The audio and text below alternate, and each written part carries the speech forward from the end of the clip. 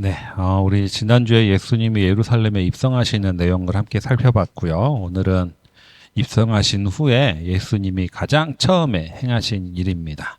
바로 성전 정화 또는 성전 청결이라고 불리는 사건인데요. 예수님이 입성하신 당일에 하신 건 아니고 그 다음 날에 있었던 사건입니다.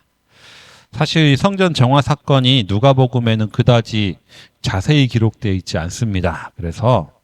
그렇다 보니까 말씀 봉독이 아주 짧았는데요. 그렇다고 이 성전 정화를 무시하고 넘어갈 수는 없습니다. 왜냐하면 사내들인이 예수님을 죽이기로 결심하게 된 계기가 된 사건이거든요. 어떻게 보면 예수님이 십자가를 지시게 된 결정적인 계기라고 할 수 있는 사건이 이 성전 정화 사건입니다.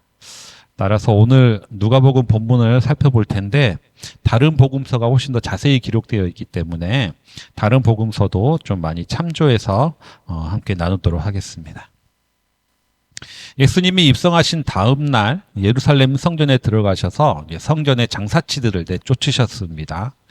다른 복음서에서는 이제 장사치들과 함께 환전상들을 내쫓으셨다고 나와 있는데요. 누가복음을 읽어보면 이 성전 정화 사건이 잠깐 이루어진 것 같지만 실제로는 거의 하루 종일 예수님이 성전을 돌아다니면서 하루 종일 내쫓으시고 하루 종일 뒤집어 엎으시고 하신 일이 이 사건입니다. 예수님 당시에 그 예루살렘 성전은 제3성전이라고 부르고 헤롯 성전이라고도 부릅니다.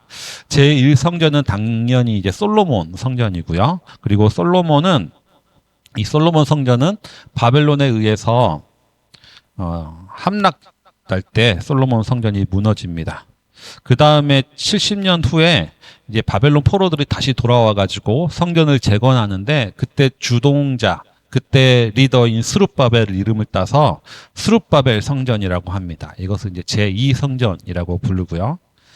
근데 이때 스룹바벨이 성전을 지을 때 젊은이들은 그 성전을 보고 환호하고 기뻐했지만 그 늙은이들, 노인들은 그 성전을 보며 울었습니다. 왜 울었느냐?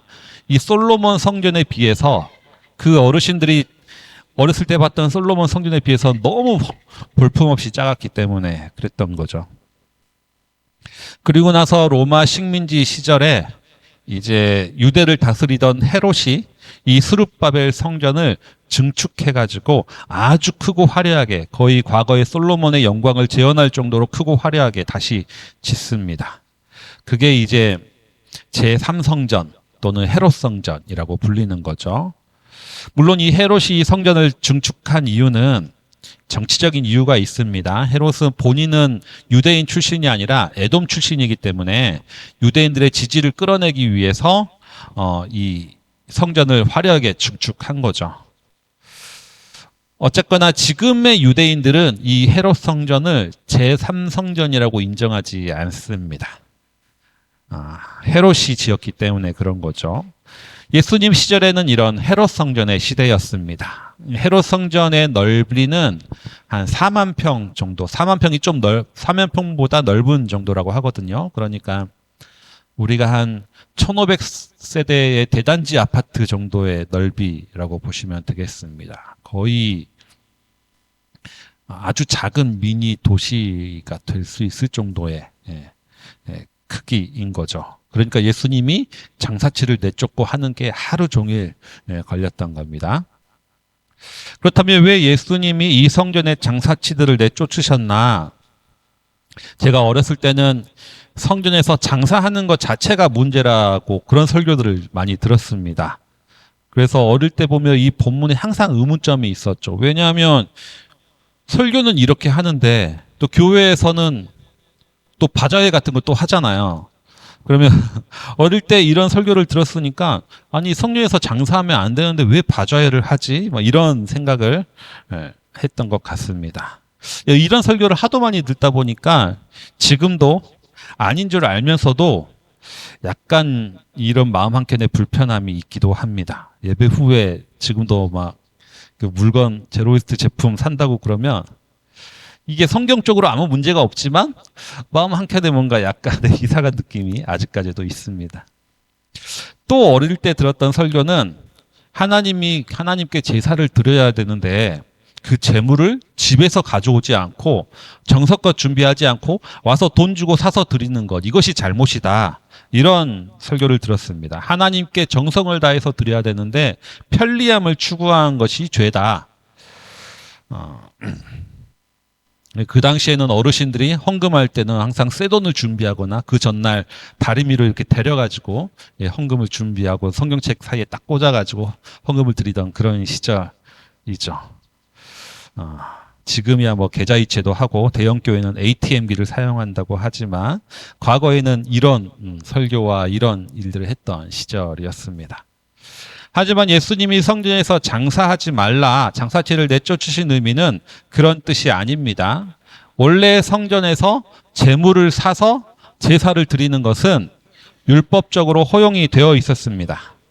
신명기 14장에 보면 뭐라고 나오냐, 성전이 너무 멀어가지고 집에서부터 제사 드릴 물건을 끌고 가기가 힘들면은 그냥 돈으로 가져와라. 돈으로 가져와서 재물을 사서 제사를 드려라. 이렇게 율법에 규정이 되어 있습니다. 신명기 14장에.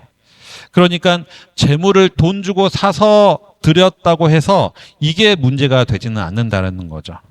특별히 예수님 시대는 로마 제국 시대고 이미 국제사회가 돼버린 시대잖아요. 유대인들도 유대 땅에만 있는 것도 아니고 전 세계에 퍼져서 살고 있는데 그 먼 나라에서부터 막 소 끌고 양 끌고 올 수가 없는 거죠. 그렇다고 또 다 가축을 기르고 다 농사일을 하는 것도 아니고 이제 상업에 종사하는 일도 있고 하는데 무조건 소 끌고 오는 게 불가능한 겁니다. 그렇다면 예수님이 이 성전에서 장사치들을 쫓은 이유가 뭐냐? 이는 예수님이 내쫓으심에서 하신 말씀을 통해서 우리가 힌트를 얻을 수가 있습니다. 예수님이 이 장사치를 내쫓으시면서 뭐라고 하느냐? 내 집은 기도하는 집이 되리라 하셨는데 너희들은 강도의 소굴로 만들었다. 이렇게 하면서 내쫓으셨습니다. 누가복음은 이렇게 나왔는데 마가복음에는 약간의 그게 더 있습니다. 내 집은 만민이 기도하는 집이라 하였는데 너희는 강도의 소굴로 만들었다. 이렇게 나와 있습니다. 이 말씀을 통해서 우리는 세 가지 단어를 주목해 볼 수가 있는데 첫 번째는 내 집이라는 것, 그리고 두 번째는 만민이 기도하는 집이라는 것, 그리고 세 번째는 강도의 소굴로 만들었다. 이 세 가지를 주목할 수가 있겠습니다. 먼저 첫 번째로 예수님은 이 성전을 내 집이라고 부르셨습니다. 즉 이 성전의 소유권이 누구에게 있느냐? 그걸 먼저 묻고 있다라는 거죠. 이건 그 다음날 예수님이 말씀하신 포도원 품꾼 비유하고도 이렇게 연관이 됩니다. 악한 포도원 품꾼 비유 그 다음날 예수님이 얘기하시는데 어떤 내용이냐면 한 사람이 포도원을 만들어가지고 먼 타국에 갔습니다. 타국에 가서 농부들에게 소작을 주고 간 거죠. 그리고 추수 때가 오니까 이제 소작세를 걷기 위해서 종들을 보냅니다. 그런데 농부들이 이 소작세를 받으러 온 종들을 폭행하고 내쫓아 버리는 거죠. 돈은 주지도 않고. 그 다음에 종들을 몇 번 돈 보냈는데 보낼 때마다 폭행하고 내쫓고 덜어 죽이기까지 합니다. 사태가 이렇게 되니까 포도원 주인은 종들은 저렇게 돼야겠지만 그래도 내 아들을 보내면 그 다음 상속자니까 내 아들을 보내면 잘 대해줄 것이다 라고 생각하고 자기 아들을 보냅니다. 근데 그 아들을 보낸 순간 농부들은 전혀 다른 생각을 하는 거죠. 이 사람은 이 포도원의 상속자니까 이 아들을 죽이면 이 포도원이 우리게 되지 않을까 싶어가지고 이 아들까지 죽여버리게 됩니다. 그래서 결국은 이 포도원 주인이 나중에 와서 이 농부들을 모두 벌한다는 이야기가 악한 포도원 품꾼 비유인 거죠. 그런데 이 이야기에서 포도원은 사실 예루살렘 성전을 의미합니다. 포도원 주인은 당연히 하나님을 의미하는 거고 악한 농부들은 이 당시 성전을 주관하고 성전을 관리하고 있던 사두개인과 대제사장들입니다. 지금 당장은 사두개인과 대제사장들이 성전을 자기 마음대로 운영을 하고 있기 때문에 그렇다 보니까 자기 자신이 주인이라고 착각하고 있다는 거죠. 그런데 원래 성전 주인은 하나님이시라는 겁니다. 그래서 예수님이 성전을 뒤집어 엎으시면서 뭐라고 하십니까? 내 집이라는 거죠. 이 성전은 내 집이다 라고 말씀하시는 겁니다. 성전은 하나님의 것입니다. 교회도 하나님의 것이죠. 교회는 하나님의 것이 아니라 내 것이라고 생각하는 이들이 지금은 너무 많은 시대입니다. 그것은 포도원 주인이 농부들에게 맡긴 것처럼 그들에게 맡겨진 것에 불과한 거든요. 교회의 주인은 역시 하나님이십니다. 그런데 이것을 잊고 교회의 사유화를 시도하는 모든 시도는 반성경적이라고 볼 수가 있는 거죠. 첫 번째는 예수님이 장사치를 내쫓으시면서 이것은 내 집이다라는 것을 강조했다라는 겁니다. 두 번째로 살펴볼 단어는 먼저 세 번째 단어인 강도의 소굴로 만들었다라고 말씀하시는 점입니다. 예수님은 장사치들을 내쫓으시면서 환정상들을 내쫓으시면서 이것들이 보떼기 시장을 만들었네, 난장판을 만들었네라고 말씀하시지 않았습니다. 강도의 소굴로 만들었다라고 말씀하십니다. 왜 그렇느냐? 단순히 사고 팔고 하는 상행위를 이루어지는 것이 아니기 때문에 그런 거죠. 이건 단순히 사고 싶으면 사고, 사기 싫으면 안 사도 되는 그런 장사가 아닌 겁니다. 어쩔 수 없이 사야 되는, 그냥 돈을 뺏는 거나 다름없는, 강도질이나 다름없는 장사를 하고 있었기 때문인 거죠. 우리가 울며 겨자 먹기로 어쩔 수 없이 바가지를 써야 될 때가 있습니다. 관광지를 가거나 축제를 가거나 하면 가격이 바가지인 걸 알면서도 어쩔 수 없이 값을 지불해야 될 때가 있습니다. 그래서 올해 전반기에는 지역 축제의 바가지 요금이 큰 이슈가 됐죠. 어묵꼬치 2개가 10,000원이고 순대 한 접시가 20,000원을 넘게 받아서 한 상인은 관광객들 지갑 터는 것이 제일 쉬웠어요라고 말하기도 했습니다. 그런데 이들이 이렇게 바가지 요금을 씌우는 이면에는 비싼 자릿세가 있기 때문입니다. 비싼 자릿세를 내고 그 자리를 얻었기 때문에 더 큰 이윤을 얻기 위해서는 바가지 요금을 씌울 수밖에 없는 거죠. 그런데 이런 바가지 요금도 옛날 예루살렘 성전에 비하면 비할 바가 못 됩니다. 기본적으로 성전에서는 쓰는 화폐가 달랐습니다. 성전 밖에서는 로마식 화폐, 데나리온을 중심으로 한 로마식 화폐를 쓰는데 성전 안에서는 유대인 화폐인 세겔만 사용할 수 있었습니다. 성전세도 세겔로만 낼 수 있었고 성전 안에서 물건을 살 때도 세겔로만 사야 됐습니다. 그러니까 어쩔 수 없이 환전을 해야 되는데 이 환전상들이 여기서 막대한 환차익을 거두는 거죠. 그래서 누가복음에는 환전상은 나와 있지 않지만 다른 복음서에서는 환전상도 예수님이 내쫓으십니다. 이렇게 바가지로 환전을 한 다음에 또 물건을 사야 되는데 성경학자 바클레이에 따르면 성전 밖에서의 비둘기와 성전 안에서의 비둘기 가격이 15배가 넘었다라고 합니다. 그러니까 성전 밖에서 비둘기 한 마리 2,000원씩 팔았다. 그럼 만약에 그러면 성전 안에서는 계산이 안 되네 갑자기 3만 원? 예, 3만 원씩 팔았다는 거죠. 이건 날강도나 다름이 없는 거죠. 그럼에도 불구하고 사람들이 성전 밖에서 재물을 사서 가져오는 것이 아니라 성전 안에서밖에 살 수 없는 이유는 성전 밖에서 가져온 재물에 대해서는 아주 까다롭게 율법의 아주 엄격한 잣대로 심사를 하기 때문에 차라리 그냥 성전 안에서 구매한 것이 돈이 더 적게 드는 경우가 많다는 거죠. 그러니까 이건 진짜 날강도라고 할 수밖에 없습니다. 강도의 소굴이 돼버린 겁니다.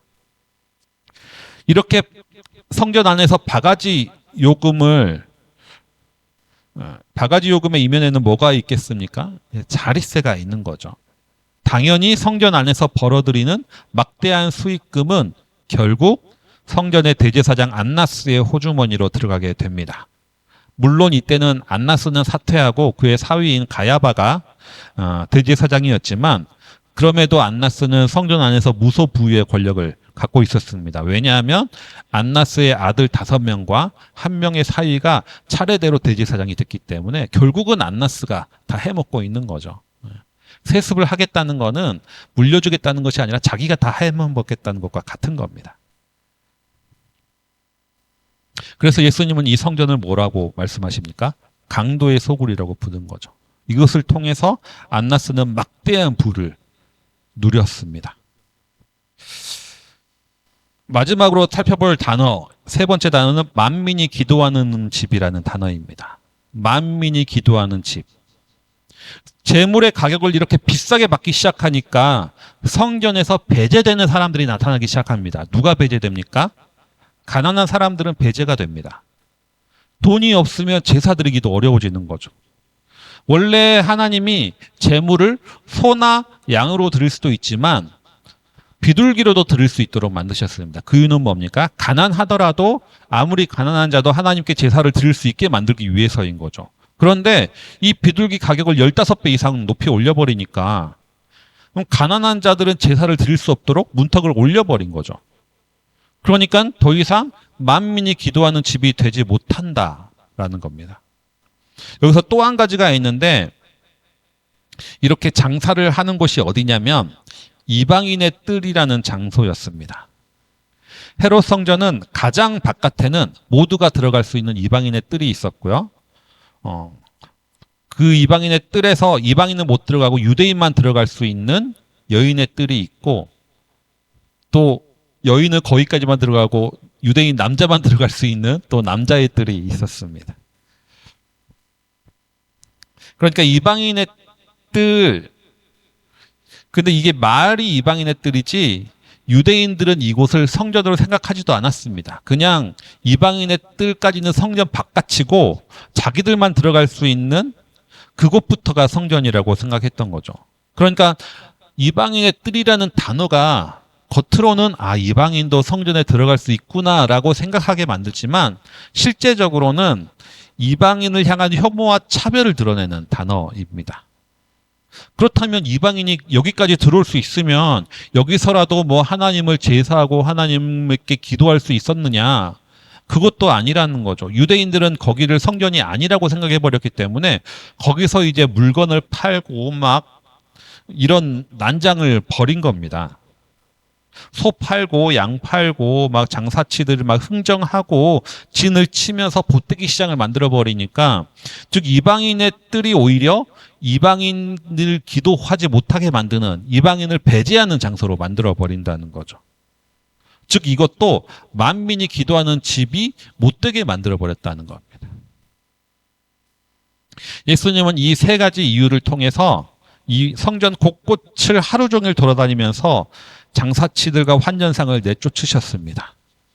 그리고 예수님의 이러한 모습을 보고서 사두개인과 대제사장들은 아무런 제지를 하지 못했던 거죠. 이렇게 소란을 피우는데도 아무도 예수님을 성전에서 쫓아내지 못했습니다. 그 이유가 뭡니까? 백성들이 지지하니까. 백성들이 아직까지는 예수님을 지지하고 있기 때문인 거죠. 그 거룩한 하나님의 성전을 뒤집어 엎고 난장판으로 만드는데 소란스럽게 만드는데 왜 백성들은 이러한 예수님을 지지했을까?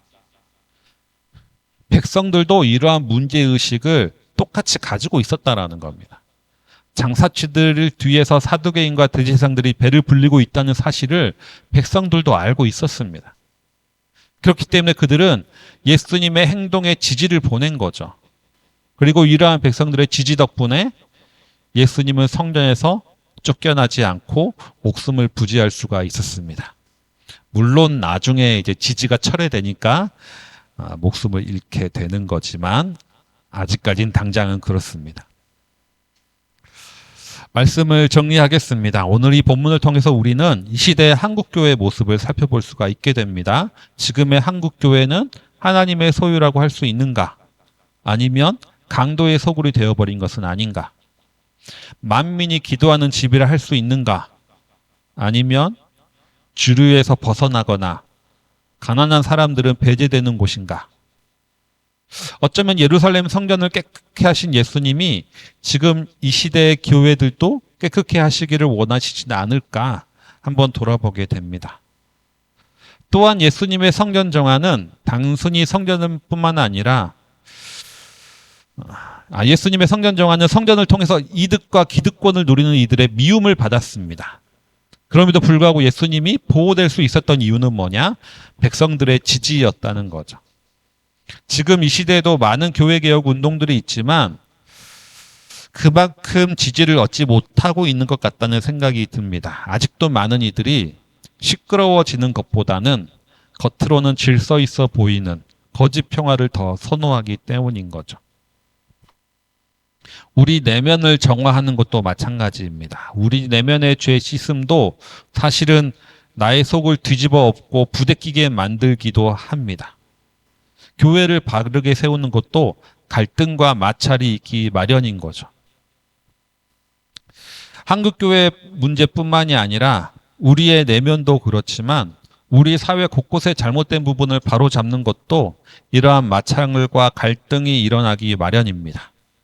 시끄러워지고 갈등이 일어나고 마찰이 일어나는 것은 일이 잘못되었기 때문이 아니라 잘못된 것을 바로 세워가는 과정 가운데 당연히 일어나는 과정입니다. 우리도 이러한 일들을 바라보면서 누군가 바로 세워가는 일을 가지고 있을 때 서로를 지지하고 응원함으로써 나의 안과 밖을 바로 세워나가시는 모든 성도님들 되시기 바랍니다. 네, 주신 말씀 기억하시면서 내일 바라움의 기도 함께 드리겠습니다.